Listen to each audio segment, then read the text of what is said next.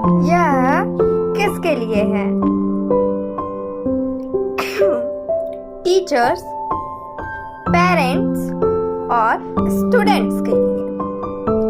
वे जो शिक्षा को अलग नजर से देखना चाहते हैं, वे जो बच्चों को आने वाले वक्त के लिए तैयार करना चाहते हैं।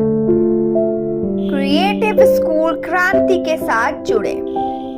ज्यादातर स्कूल्स में बच्चों को इस तरह से पढ़ाया जाता है जिससे वो बोर हो जाते हैं। स्कूल्स मजेदार नहीं होते, लेकिन हम क्रिएटिव स्कूल्स की मदद से इन्हें मजेदार बना सकते हैं। इसका मतलब ये नहीं कि हम 2 घंटे की जगह 4 घंटे आर्ट की क्लास चलाएं। इसका मतलब है कि हम स्कूल्स को पूरी तरह से बदलकर नए तरीके से बच्चों को पढ़ाएं। ज्यादातर बच्चों को स्कूल्स के सख्त नियम और परीक्षा नहीं पसंद है। हम इन्हें सुधार कर हर एक बच्चे के सीखने के लिए एक माहौल तैयार करेंगे। इससे बच्चे, टीचर, पेरेंट्स और स्कूल सभी लोग सीख सकते हैं। इसके अलावा आप सीखेंगे इंडिया के एक गरीब इलाके में लगाए गए कंप्यूटर से हमें बच्चों के स्वभाव के बारे में क्या जानने को मिलता है। स्टूडेंट्स के द्वारा कैसे एक स्कूल चलाया जाता है। इंडस्ट्री को जिस चीज की जरूरत है स्कूल में वही पढ़ाया जाता है। जिन स्कूल्स को हम आज अपने आसपास देखते हैं, उन स्कूल्स में इंडस्ट्री की जरूरतों को ध्यान में रखकर बच्चों को शिक्षा दी जाती है, जिससे वो उन कंपनियों के लिए एक अच्छे एम्प्लॉय बन सकें। इन स्कूल्स में बच्चों के हुनर को निखारा नहीं जाता। 18वीं और 19वीं शताब्दियों में मॉडर्न स्कूल का जन्म हुआ। इससे पहले सिर्फ कुछ लोगों को ही फॉर्मल एजुकेशन दी जाती थी, लेकिन इंडस्ट्रीज के आने से इन स्कूल्स की मांग बढ़ गई। इंडस्ट्री में बहुत सारे ऐसे वर्कर्स की जरूरत थी जिन्हें पढ़ना, लिखना और मैथ सॉल्व करना आता हो। इसलिए पश्चिमी देशों की सरकार ने ऐसे स्कूल्स बनाए जहां पर फैक्ट्री में काम करने वाले वर्कर्स को पढ़ाया जाए। स्कूलों को जो भी एक फैक्ट्री की तरह बनाया गया, वहां पर एक ही तरह के लोगों को कंपनी में काम करने के लिए तैयार किया जाता था। इन स्कूल्स को एक स्टैंडर्ड मूवमेंट से जोड़ दिया गया। ये स्टैंडर्ड मूवमेंट स्कूल को काबू करने के लिए बड़े बड़े कारोबारियों द्वारा चलाए जाते थे। इनकी शुरुआत 1980 के दशक में ही हो चुकी थी, लेकिन 2000 में इस मूवमेंट को बढ़ावा मिला जब यूनाइटेड स्टेट्स, यूनाइटेड किंगडम और जर्मनी में बुरी तरह से फेल हो गए। सबको एक तरह की शिक्षा देने से बहुत सी समस्याएं हो सकती हैं। अगर आप एक नया कंप्यूटर कुछ लोगों को दे तो आप देखेंगे कि हर एक आदमी उसे अलग तरीके से इस्तेमाल करना सीखता है। कुछ लोग पहले उसका मैनुअल पढ़ेंगे, कुछ लोग इंटरनेट से उसके बारे में जानकारी निकालेंगे और कुछ लोग उसे ओपन करके उसके साथ खेलने लगेंगे। इससे हमें ये पता चलता है कि हर आदमी की अपनी समझ होती है और वो उसी समझ की मदद से चीजों को सीखता है। लेकिन स्कूल्स के साथ ऐसा नहीं है। स्कूल्स में बच्चों को ऐसे पढ़ाया जाता है जैसे उन सबके सीखने का तरीका एक ही हो। उन सभी को क्लास में जबरदस्ती बैठाकर टीचर की बातें सुनाई जाती हैं। हमारे स्कूल्स बच्चों को उनकी उम्र के हिसाब से अलग अलग क्लास में डालते हैं, न कि उनके हुनर के हिसाब से। जरूरी नहीं कि हर बच्चा एक ही चीज को एक ही उम्र में सीख सके। कुछ बच्चे छोटी उम्र से ही मैथ्स में अच्छे होते हैं, लेकिन उन्हें पढ़ने में परेशानी होती है, जबकि दूसरों के साथ बिल्कुल उल्टा होता है। अगर हम एक ऐसा एजुकेशन सिस्टम बनाएंगे जहां पर बच्चों को उनके एक्सरसाइज और टेस्ट मार्क्स के हिसाब से जज किया जाए, तो हम उनकी क्रिएटिविटी को खत्म कर देंगे। इससे हम उनकी सीखने की इच्छा को मार देंगे। 2012 में अमेरिका के हाई स्कूल के 17% स्टूडेंट्स अच्छे से लिख और पढ़ नहीं पा रहे थे, जबकि 18 से 24 के उम्र के लड़के लड़कियों में से 21% बच्चे मैप पर पैसिफिक ओशियन नहीं दिखा पाए। जब सिंगिंग या क्रिएटिव वर्किंग की बात आती है तो ये बच्चे बहुत अच्छा परफॉर्म करते हैं, लेकिन स्टैंडर्ड मूवमेंट के स्कूल्स की मांग की वजह से इन बच्चों का टैलेंट खत्म होता जा रहा है। इसकी वजह से ज्यादातर बच्चे नौकरी नहीं पाते और अपनी ही सोसाइटी में एक कैदी बनकर रह जाते हैं। इस मॉडर्न एजुकेशन सिस्टम में ज्यादातर बच्चे फेल हो जाते हैं और अगर वो किसी तरह से पास भी होते हैं तो भी उन्हें बेरोजगारी से जूझना पड़ सकता है। इतनी सारी समस्याओं को हल करने के लिए हमें कुछ कदम उठाने होंगे। हम एजुकेशन को ऑर्गेनिक फार्मिंग के 4 सिद्धांतों की मदद से सुधार सकते हैं। हमारा एजुकेशन सिस्टम मवेशी पालने के जैसा है। जब तक जानवर तेजी से बढ़ रहे हैं तब तक किसानों को कोई परेशानी नहीं होती। किसानों को सिर्फ जानवरों के बड़े होने और अपने फायदे से मतलब है। इसी तरह हमारे एजुकेशन सिस्टम को भी सिर्फ मार्क्स और डिग्री से ही मतलब है। हमने देखा कि कैसे हमारे एजुकेशन सिस्टम से हमें नुकसान हो रहा है। हम इससे हो रही परेशानियों से निपटने के लिए ऑर्गेनिक फार्मिंग के सिद्धांतों का इस्तेमाल कर सकते हैं। ऑर्गेनिक फार्मिंग के 4 सिद्धांत हैं: हेल्थ, इकोलॉजी, फेयरनेस और केयर। इन सभी सिद्धांतों का इस्तेमाल करने से हम सबका फायदा होता है। इसमें पौधों को नेचुरल तरीके से बड़ा किया जाता है, जिससे हमें और हमारी आने वाली पीढ़ियों को कोई नुकसान नहीं होता। जब हम इन सिद्धांतों को एजुकेशन में लगाते हैं तो हमें वैसे ही रिजल्ट मिलते हैं। मॉडर्न एजुकेशन सिस्टम में बच्चों को सिर्फ पढ़ने लिखने या खेल कूद में अच्छा बनाया जाता है, जबकि ऑर्गेनिक स्कूल्स में बच्चों को शारीरिक और मानसिक रूप से होशियार और सेहतमंद इंसान बनाया जाता है। ऑर्गेनिक एजुकेशन में हर स्टूडेंट की काबिलियत को निखारने के लिए इकोलॉजिकल सिस्टम का भी इस्तेमाल किया जाता है। गैंग प्राइमरी स्कूल नॉटिंघम एक ऐसा स्कूल है जिससे बच्चे एक शहर की तरह चलते हैं।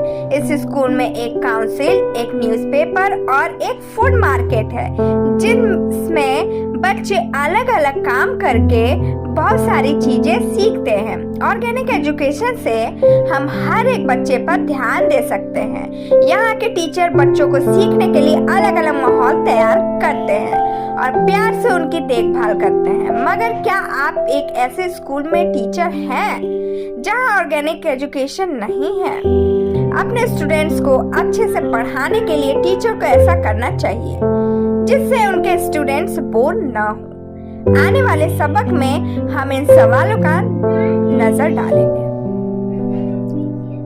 बच्चों में सीखने की भूख होती है। टीचर्स का काम है कि वो बच्चों को सही रास्ता दिखाएं।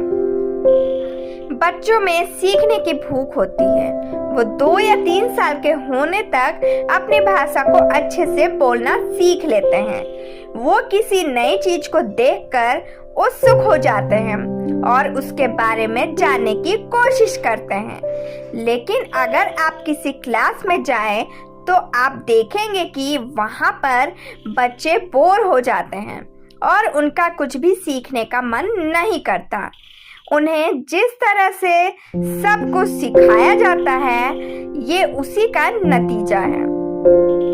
छोटे बच्चों के साथ साथ बड़े बच्चों में भी ये भूख होती है। सुगाता मित्र न्यूकैसल यूनिवर्सिटी में टेक्नोलॉजी के प्रोफेसर हैं। उन्होंने इंडिया के एक गरीब इलाके में कंप्यूटर लगवाया। उस कंप्यूटर में सब कुछ इंग्लिश भाषा में लिखा था जो वहाँ के बच्चे नहीं जानते थे। लेकिन कुछ ही घंटों में पाया गया कि बच्चे उस कंप्यूटर को इस्तेमाल करना सीख गए। उन्हें गेम खेलना और गाना रिकॉर्ड करना आ गया। इससे हम ये कह सकते हैं कि बच्चे सीखने के लिए शुरुआत से ही उत्सुक रहते हैं और एक टीचर का काम है कि वो उस उत्सुकता को बनाए रखे। उसे एक माली की तरह होना चाहिए जो पौधों को जबरदस्ती बड़ा न करके उन्हें प्यार से बड़ा करता है। टीचर को बच्चों की इस उत्सुकता का इस्तेमाल कर उन्हें चीजों को सीखना चाहिए। जैसे कि अगर किसी बच्चे को बेसबॉल खेलना पसंद है तो टीचर को उसे फिजिक्स के वो रूल्स बताने चाहिए जिससे वो वर्क बॉल को आसानी से हिट कर सके। अच्छे टीचर्स जानते हैं कि उनके बच्चे अलग अलग तरीकों से सीखते हैं। उन्हें पता है कि कुछ बच्चे बताने से सीख जाएंगे जबकि दूसरों को करके दिखाना होगा। टीचर्स को अपने बच्चों के अंदर ये विश्वास जगाना चाहिए कि वो बहुत कुछ कर सकते हैं। वो खुद पर विश्वास कर और शांत रहकर सब कुछ हासिल कर सकते हैं। स्कूल्स को बच्चों में 8 अलग अलग क्षमताएं विकसित करनी चाहिए। बच्चों को पढ़ाते वक्त हमें ये ध्यान में रखना चाहिए कि हम अपने बच्चों को क्या सिखाना चाहते हैं। हमें उन्हें फ्रेंच और अलजेब्रा जैसे सब्जेक्ट न पढ़ाकर उनमें क्षमताएं विकसित करनी चाहिए। हम नहीं जानते कि भविष्य में क्या होने वाला है। हम ये भी नहीं जानते कि आने वाले समय में ये सब्जेक्ट्स बच्चों के काम आएंगे या नहीं। इसलिए हमें बच्चों में क्षमताएं विकसित कर उन्हें हर हालात के लिए तैयार करना चाहिए। स्कूल्स को बच्चों में 8 क्षमताएं विकसित करना चाहिए। इन्हें 8C भी कहा जाता है, जिसमें पहला नाम उत्सुकता यानी क्यूरियोसिटी का आता है। हमें बच्चों को दुनिया पर ध्यान देकर उन चीजों के बारे में सवाल पूछने के लिए कहना चाहिए जो उन्हें नहीं समझ में आ रहा है या जिसके बारे में वो जानना चाहते हैं। स्कूल्स को बच्चों में क्रिएटिविटी यानी रचनात्मक लानी चाहिए जिससे वो खुद के नए आइडियाज बनाकर उन्हें अपनी जिंदगी में इस्तेमाल कर सकें। हमने आज तक जितनी भी खोजें की हैं सब क्रिएटिव के ही नतीजे हैं। बच्चों के अंदर क्रिएटिविटी लाने से हम उन्हें आने वाली नई नई परेशानियों से निपटने के काबिल बना सकते हैं। तीसरी क्षमता है आलोचना यानी क्रिटिसिज्म। हमें बच्चों को हर चीज पर सवाल उठाने और उसकी अच्छाइयाँ और बुराइयां पहचानने के काबिल बनाना चाहिए जिससे वो अलग अलग हालातों में सही और गलत का फैसला कर सके। हम सभी स्कूल से बहुत सारी उम्मीदें करते हैं। एक स्कूल के 4 काम होते हैं। बच्चों के हुनर को निखार कर उन्हें उनके मनपसंद काम में माहिर बनाना, बच्चों में क्रिएटिविटी लाना जिससे हमारे देश को अच्छे और क्वालिफाइड वर्कर्स मिल सके, बच्चों को अपनी और दूसरों की सभ्यता और संस्कृति की इज्जत करना सिखाना, बच्चों को एक अच्छा नागरिक बनाना। इसलिए हमें बच्चों के अंदर दूसरी क्षमताएं विकसित करनी चाहिए। आइए देखते हैं कि बाकी की 5 क्षमताएं क्या है। बातचीत करने का हुनर यानी कम्युनिकेशन स्किल्स। हमें बच्चों को अपने विचारों को दूसरों के सामने रखने के काबिल बनाना चाहिए। हमें उन्हें अपने विचारों को स्पीच, गाने और आर्ट की मदद से लोगों तक पहुंचाने के काबिल बनाना चाहिए। एक साथ काम करना यानी कोलैबोरेशन। हमें बच्चों को एक साथ टीम में काम करना सिखाना चाहिए, न कि उन्हें एक दूसरे से कंपटीशन करना। अच्छे स्कूल्स में बच्चों को टीम प्रोजेक्ट दिए जाते हैं जिसमें बच्चे एक दूसरे के साथ मिलकर किसी समस्या को सुलझाने की कोशिश करते हैं। दयालुता यानी कंपैशन। हमें बच्चों को दूसरों की भावनाओं को समझने के काबिल बनाना चाहिए। उन्हें पता होना चाहिए कि परेशान होना क्या होता है, जिससे वो कभी दूसरों को परेशान न करे बल्कि उनकी मदद करें। मानसिक संतुलन बनाना यानी कंपोजर। हमें बच्चों को ध्यान के जरिए खुद पर काबू पाना सीखना चाहिए, जिससे वो अपने अंदर की भावनाओं को समझकर उन पर काबू पा सके।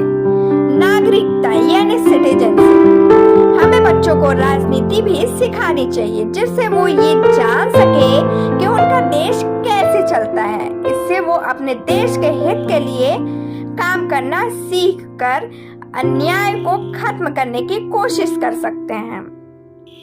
सारांश, हमारे स्कूलों में सभी बच्चों को एक ही तरह से पढ़ाया जा रहा है और ये तरीका काम नहीं कर रहा है। हमें ये बात समझ जानी चाहिए कि हर बच्चे के सीखने के तरीके अलग अलग होते हैं।